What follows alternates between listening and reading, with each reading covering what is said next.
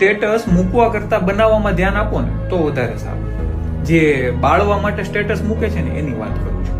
તમે કોઈ જગ્યાએ ફરવા જાઓ છો, હોટલમાં જાઓ છો, કોઈ ફંક્શનમાં જાઓ છો, કોઈ બીજી જગ્યાએ જાઓ છો, તો સ્ટેટસ મૂકીને બીજાને બાળો છો શું કામ? શું કામે બાળો છો? કેમ કે તમે બહાર જાઓ છો, જેની ઘરની પરિસ્થિતિ નથી, તમે જે જગ્યાએ ફરવા ગયા, હોટલમાં ગયા, ત્યાં જવાનું, તો બીજાને બાળવાનું જોઈએ.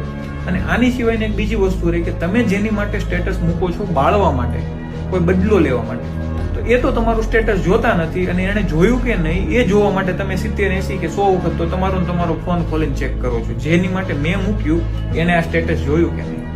એક તો તમારો ટાઈમ પાસ કરો છો, બીજા તમને જે જોવે છે એનો ટાઈમ પાસ કરો છો.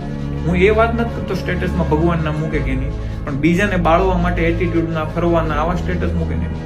કેમ કે તમે બહાર જાઓ છો, કોઈની સાથે જાઓ છો, તમારા ફેમિલી સાથે જાઓ છો, તો તમે મજા કરવા જાઓ છો, એની સાથે મજા કરો ને. સ્ટેટસ શું કામ મૂકવા જાઓ છો?